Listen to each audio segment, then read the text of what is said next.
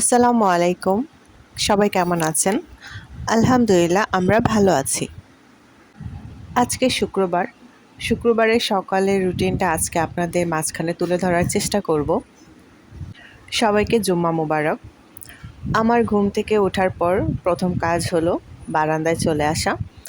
বারান্দায় এসে গাছগুলোকে দেখা এবং কবুতরের পানি চেঞ্জ করে দেওয়া। সকালবেলার এই পরিবেশটা আমার খুবই ভালো লাগে।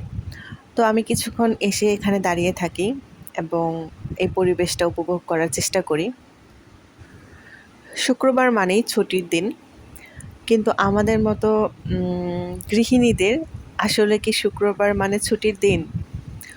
শুক্রবার মানে দেখা যায় আরও বেশি ব্যস্ততার দিন আমাদের মতো মানুষের।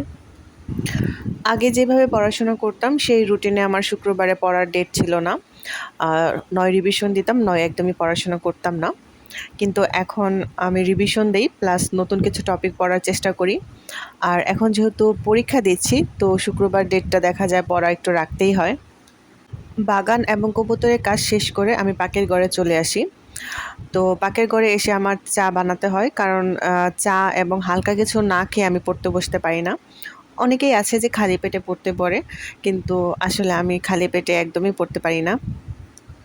তো আমার জন্য হালকা কিছু নাস্তা নিয়ে নিলাম এবং পাশে মাংস ভিজিয়ে রেখেছি, রান্না করব।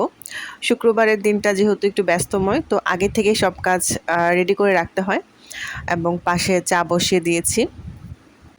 তো শুক্রবার দেখা যায় ঘণ্টাখানেকের মতো পড়তে পারি সব কিছু মিলিয়ে। তো ঘন্টা ১.৫ ঘন্টা পড়ার পর কাজে লেগে যাই। শুক্রবার যেহেতু একটা ফিক্সড সময়ের মাঝখানে সব কিছু শেষ করতে হয়, তো আর শুক্রবারের সব কিছুর আয়োজনটা একটু অন্যরকম থাকে, তাই একটু তাড়াতাড়ি কাজগুলো করার চেষ্টা করি।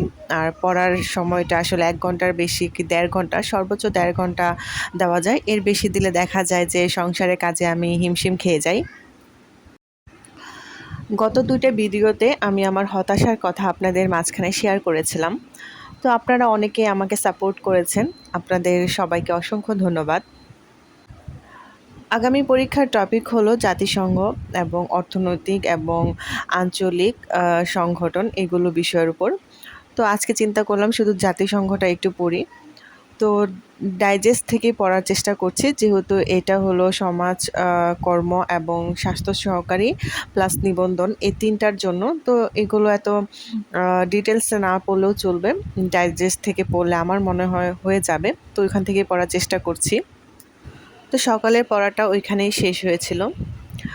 এরপর অনেক কাজ করেছি, সংসারে যত কাজ থাকে আর কি। আর আমার হাজব্যান্ড এই কবুতরগুলোকে গোসল করিয়ে দিয়েছে, তো ওরা গায়ে রোদ লাগাচ্ছে, এটা আপনাদের সাথে শেয়ার করলাম। তো আজকে ভিডিওটা এই পর্যন্তই। সবাই ভালো থাকবেন, সুস্থ থাকবেন। আসসালামু আলাইকুম, আল্লাহ হাফেজ।